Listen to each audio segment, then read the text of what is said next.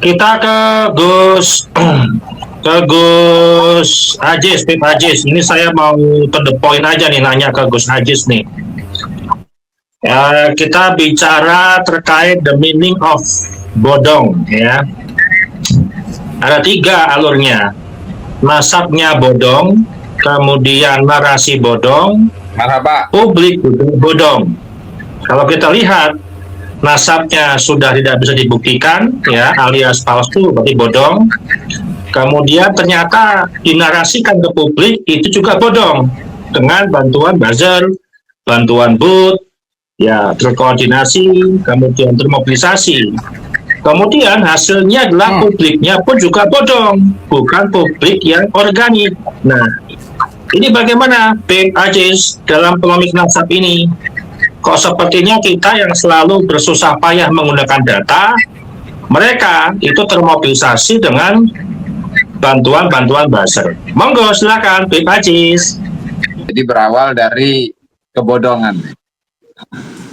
Jadi tentu narasi dari awal, generasi awal ya, dalam menyusun sebuah historiografi yang berdasarkan atas kehaluan, kebodongan, lalu kemudian dilanjutkan dari generasi ke generasi sampai berabad-abad, tentu itu akan mereka yakini sebagai sebuah kebenaran.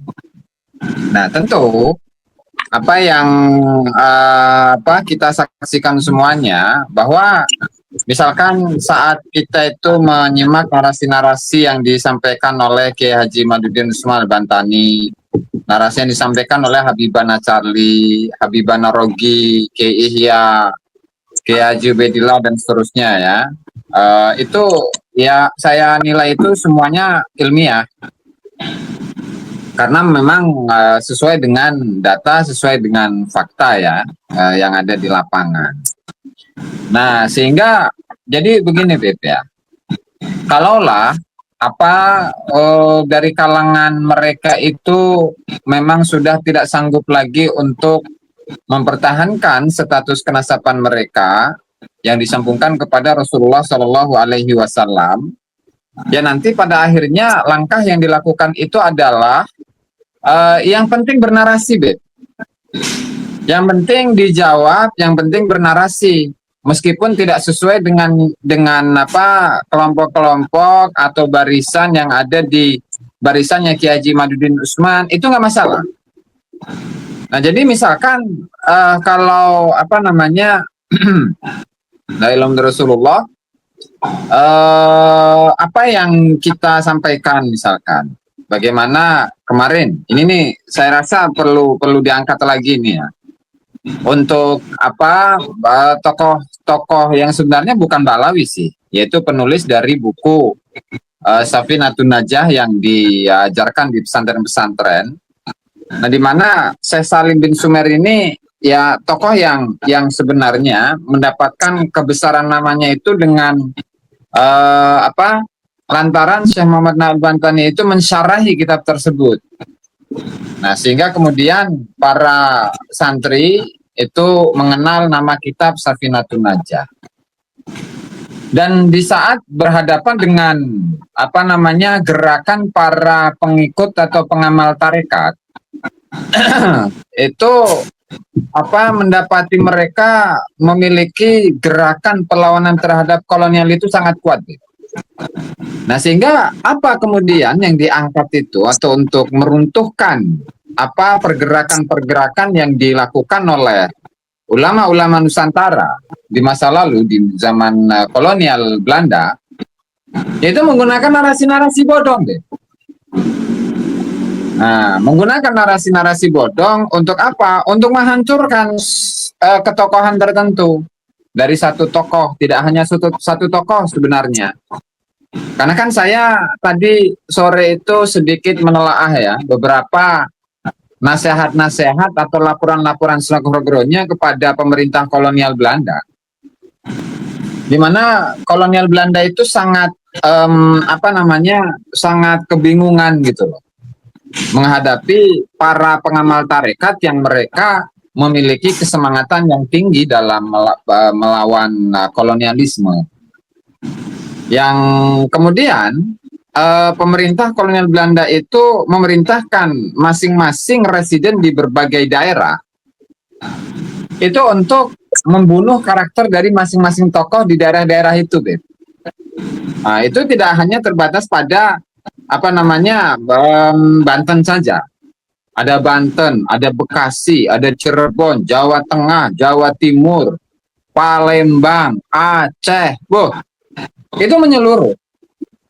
Sehingga kemudian narasi-narasi yang disampaikan itu adalah jadi ada dua senjata sebenarnya.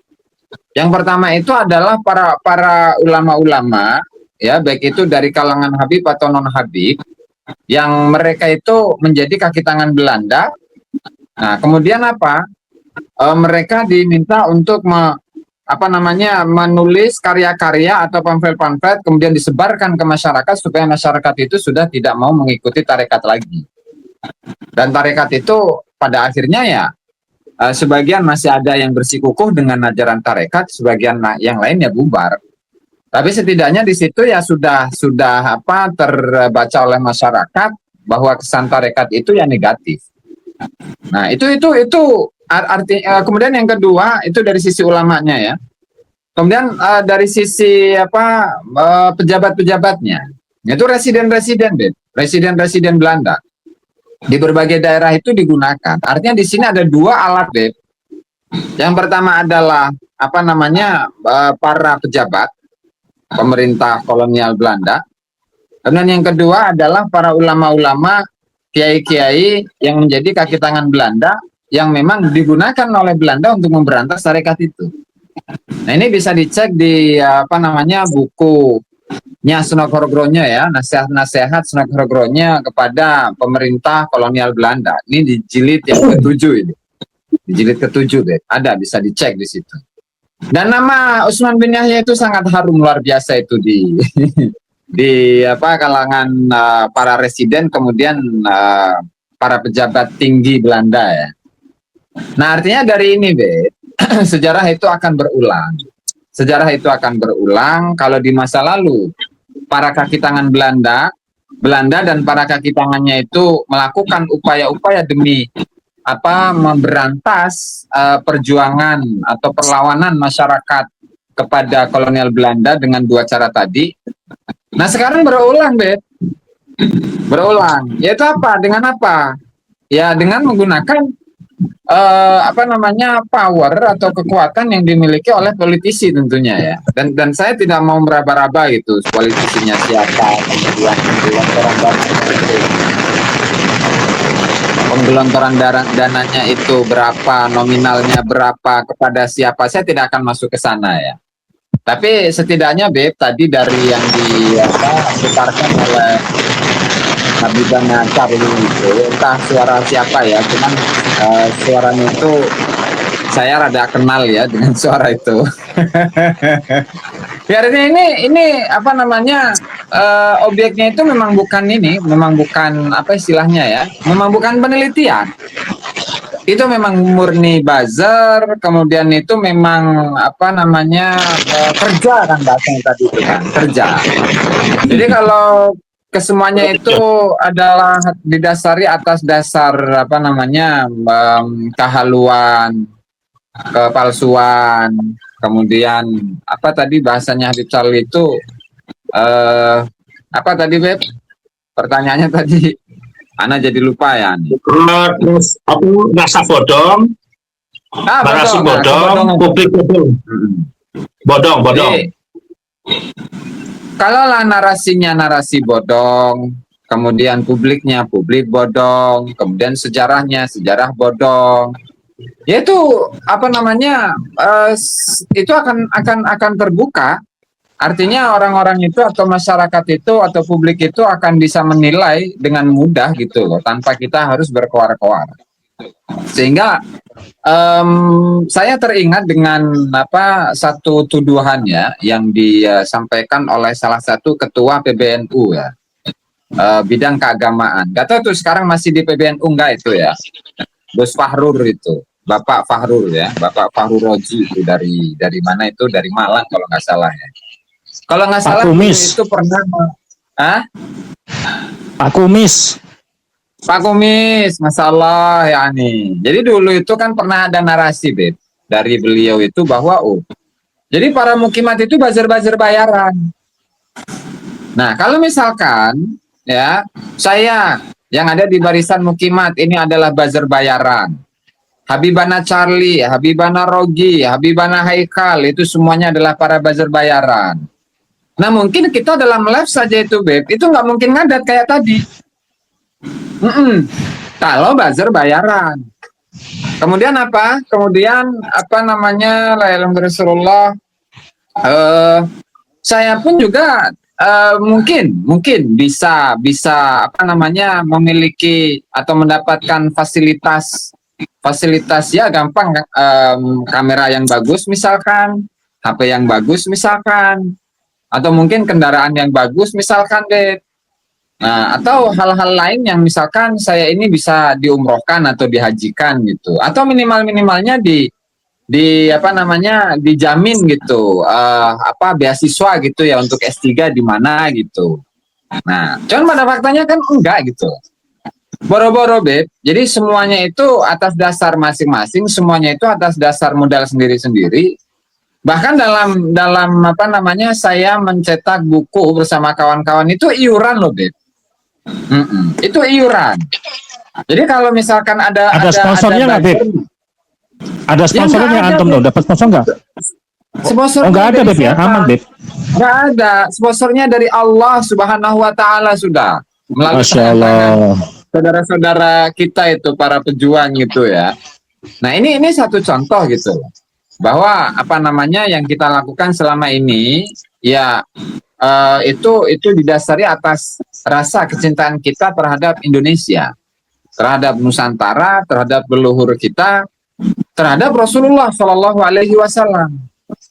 Sehingga ya kalau memang apa kita berjuang demi untuk menegakkan atau pembuktian rasa cinta kita kepada Rasulullah Shallallahu Alaihi Wasallam. Kemudian di sisi lain dari kalangan Kabib atau dari kalangan kibin-kibin itu apa membranding atau memframing bahwa kita ini para barisan mukimat adalah para pembenci Rasulullah, para pembenci anak cucu Rasulullah. Ini anak cucu Rasulullah yang mana? Jadi khawatirnya Beb Charlie, ini apa namanya bukan anak cucu Rasulullah yang kita agungkan, yang kita banggakan, yang kita muliakan, yang kita suri tauladani. Tetapi Rasulullahnya Rasulullah bodong gitu loh. Kemudian apa? Kemudian anak cucunya anak cucu bodong. Nah, kemudian apa? Kemudian ajarannya ajaran bodong gitu. Kemudian apa istilahnya ancaman masuk nerakanya neraka bodong, surganya surga bodong. Wali Terus bodong. apa lagi tuh? Hah? Wali bodong. Walinya wali bodong, ulamanya bodong. Nah ini kan repot nanti, Beb. Jadi kita itu selama ini adalah melawan narasi-narasi kebodongan gitu. Darahnya Sehingga juga ya, bodong, Beb. ibaratnya kalau lah apa namanya la ilaha illallah Rasulullah di barisan Kiai Haji Madun Usman Al-Bantani itu banyak dari kalangan akademisi. Di sini saja itu sudah ada 4 akademisi loh, Beb. Di sini saja nih. Ada Gus Hasanin Haikal Gus Dr. Hasanin Haikal SHMH. Ada Gus Rogiul Syam, itu MH juga ya, Beb ya. Iya. Dan ada Habibana Charlie. Habibana Charlie M apa itu, Beb? Mkom. Mkom, saya LC MH lagi itu kan. Nah artinya ini ada 4 akademisi, di sini saja itu sudah ada 4 akademisi gitu. Nah kemudian kita itu tidak akan menampilkan atau menyatakan suatu statement ya kecuali kita ini berdasarkan atas data gitu. Jadi boro-boro untuk kita itu apa istilahnya memfitnah atau menyampaikan narasi-narasi yang tidak berdasar gitu. Pada faktanya kan apa di grup sebelah itu ya di grup sebelah yang katanya penelitinya bodong gimana, Be? Katanya historiannya bodong gimana, Be? Terus apa lagi tuh? Nasab, ahli nasab atau kitab kitab atau manuskrip segala macam. Kitab manuskripnya bodong semuanya, Beb. Gimana? Nah, sehingga di Kuburan sini kok bodong, Beb, kuburan, Beb. kuburan Kuburan bodong, tarekat bodong. Jadi la ilaha illallah Muhammadur Rasul, apa yang tidak bodong gitu loh. Narkoba, La ilaha narkoba. Gimana, Beb? Narkobanya gimana? Nakobanya nakoba bodong. Kan gini, nggak konsistennya begini loh, Beb. Hasanen Haikal. Kan kalau dulu Wali Songo ini dianggap bukan keturunan Balawi dulu ya, dulu. Sehingga Wali Songo itu yang disambungkan kepada Balawi, kepada Habib Azmat Khan itu tidak terkonfirmasi secara ilmu nasab. Nah sekarang malah ngaku-ngaku maksain, Beb. Wali Songo itu jadi Habib. Yang asal usulnya itu dari Tarim. Nah ini nggak konsisten, berarti kan bodong juga itu, Beb. Nah sehingga di sini berarti kita selama ini ya 4 tahun berjalan dalam melawan narasi-narasinya Balawi atau para mugibin-mugibinnya, itu berarti kita selama ini ya hanya melawan kebodongan. Hanya melawan kebodongan yang kemudian mereka itu meneriakan di publik bahwa mereka ini yang paling asli. Jadi memang kalau dalam ilmu pedagang, barang yang bodong, barang yang KW, ya. Kalau pedagang biar barangnya itu KW laku, KW tetapi supaya barangnya ini laku, maka dia akan promosi dengan sedemikian rupa dan menganggap barang KW ini adalah yang paling asli deh. Nah, mungkin itu saja